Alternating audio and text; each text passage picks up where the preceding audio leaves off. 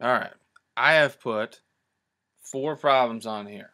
2 where you need a graph, 2 where you need to write the equation.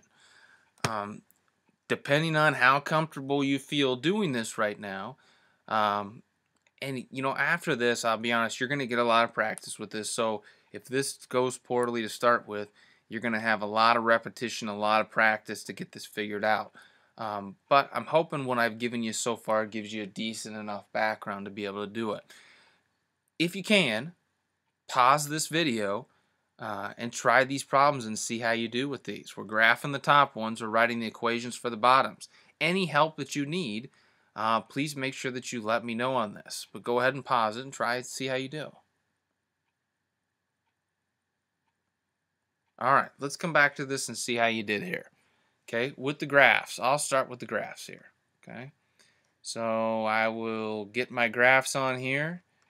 I know that on both my graphs I have to have negative 15 and 10 over, negative 10 over here and 2 and 8 over here. So I will draw these accordingly. Hopefully I can fit them on here. Negative 13, 12, just barely. There we go. Negative 10. And over here I'll start with 2, 3, 4, 5, 6, 7, and 8. Alright. Now, if I go back to this one, I always like to write these kind separately. I think it helps to figure it out. So my first part of this one is this. So I'll rewrite that x greater than negative 15. Okay? So I need bigger than negative 15 and not including negative 15 because it's not or equal to. So there's a circle bigger than negative 15. Okay? Now if I do the other one,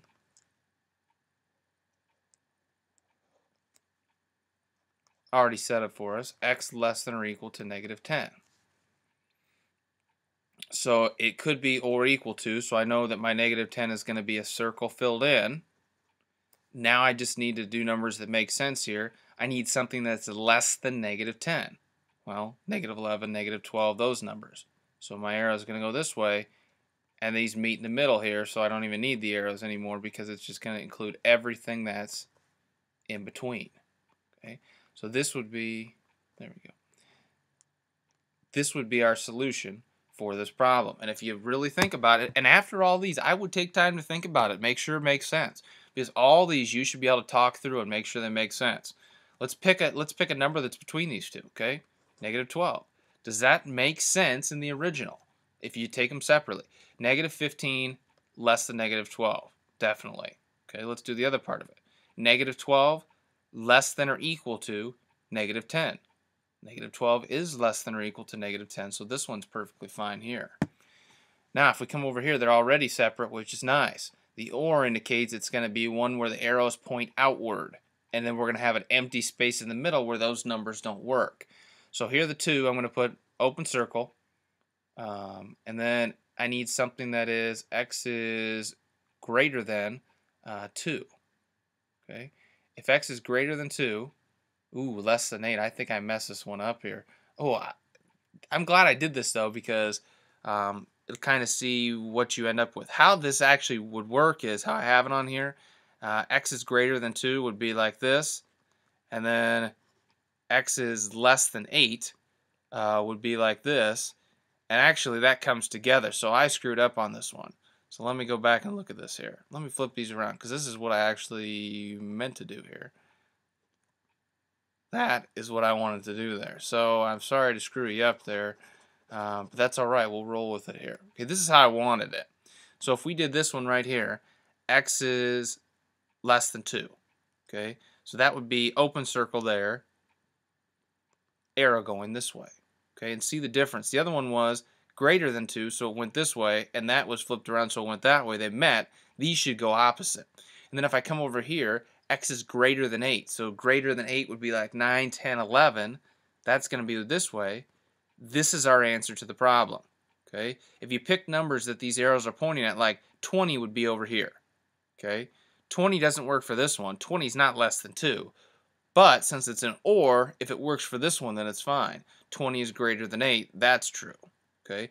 But none of these numbers in the middle will work for it, for either one, so they would not be solutions, but the ones on either side would be. Good. All right, down here we need equations. So we'll start with this one. Okay, this is going to be an outward facing one, so I know it's going to be or. So I'm just going to put, and then these are actually pretty easy, x, 0, and then x and 1. Now we just need the symbols that work for it. So let's start with this arrow over here. This is clearly going smaller than 0, so I need x to be less than 0, which would look like that. Okay. This one is filled in, so that means 1 works, so I'll put my or equal to sign underneath it. And then I need ones that are bigger than 1. X needs to be bigger than 1. So 2, 3, 4, 5, x is bigger than 1. So that would be your answer to this one. Now for the last one, this is going to be one where we've got the middle here. Okay, so how it's going to be written in the end, it is going to be -9 something x something -5. But again, what I like to do on these to make them make a little bit more sense is to write them separately. I'm going to write it x something -9, x something -5. And let's fill in the blanks here. Okay, so x something -9, it looks like the circle's filled in, and then it looks like it's going this way over here, which would mean bigger than. So x has to be bigger than or equal to -9.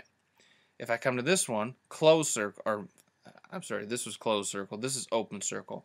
Open circle, so I don't have an or equal to, and it looks like it's going smaller than -5. So x is smaller than -5. So here's my answers right here. Now I just have to write it how they're going to want you to put it. And if I keep it like this, the first situation with the -9, it should be eating the x, which should be like this.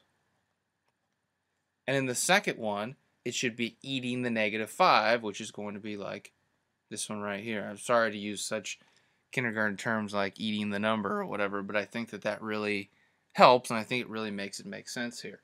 So here are your solutions, so you can kind of have a good gauge as far as how you did on this. And again, any questions you have, make sure that you let me know.